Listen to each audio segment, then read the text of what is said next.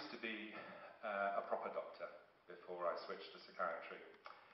And I did hospital medicine, I did 3 years of neurology, and I can remember the look of horror on the faces of various of my friends and colleagues in proper medicine when I told them that I was switching to psychiatry, because to them this was suicide, this was madness in the career sense, and how could I possibly move from dealing with normal proper people into dealing with the dreadful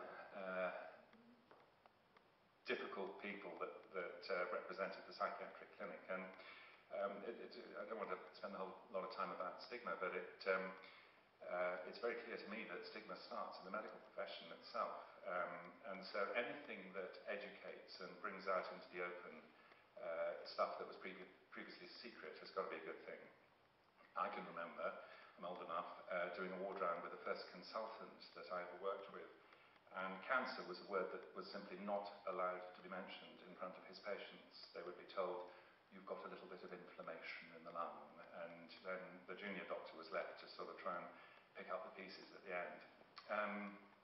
We're kind of a little further forward regarding depression and mental health problems today than that, but sadly not nearly enough, in my view.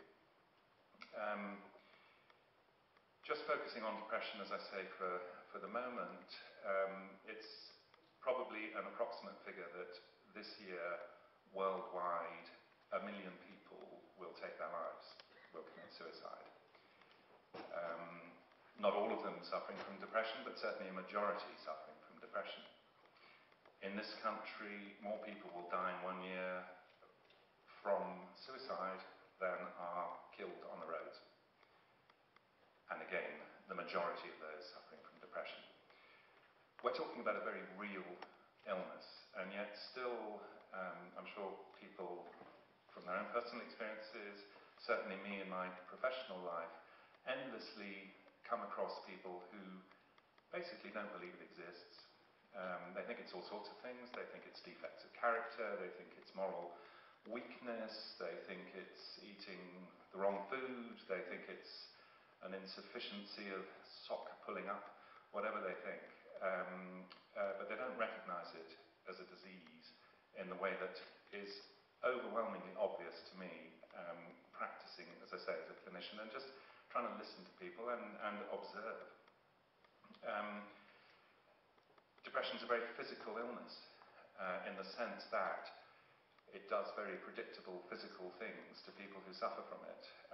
It's also a very, very broad spectrum illness. I sometimes think in the field of mental health, where sort of like things were in the Middle Ages, where you would go to your physician or your quack or your apothecary, and he would tell you after sort of shaking his wise head that you were suffering from fever, and that was your diagnosis. I think when we say depression, we probably mean a whole host of different things. When we say schizophrenia, we probably mean a whole host of different diseases.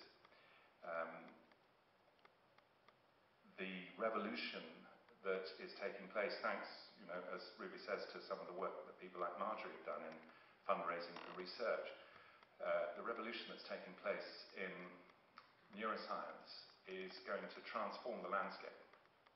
When I did neurology, at the start of my neurology career, CT scans didn't exist. Didn't have them. So everything that the neurologist did was kind of feeling his way in the dark, looking very clever and banging reflex hammers and shining lights in your eyes and sticking pins in various parts. But the actual sort of diagnosis of what was wrong was a very, very rough sort of guided affair. Now, of course, in the scanner, you know exactly where the tumour is, or the stroke is, or multiple sclerosis, or whatever it might be. Psychiatry is, to some extent, still groping in the dark.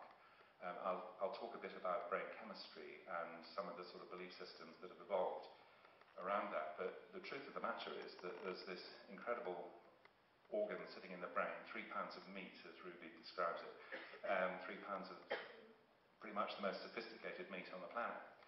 100 billion nerve cells all sort of joined up and talking to each other in various ways. And how on earth you can specifically pick up chemical shifts in different parts of the brain is, as you can imagine, an almost impossible task. And so an awful lot of what we do is based around estimates, guesses, studies that sort of show probabilities. But that's kind of moving forward with the advent of things like functional brain scanning, which is basically to psychiatry, I suspect, what structural brain scanning was to neurology 30 years ago.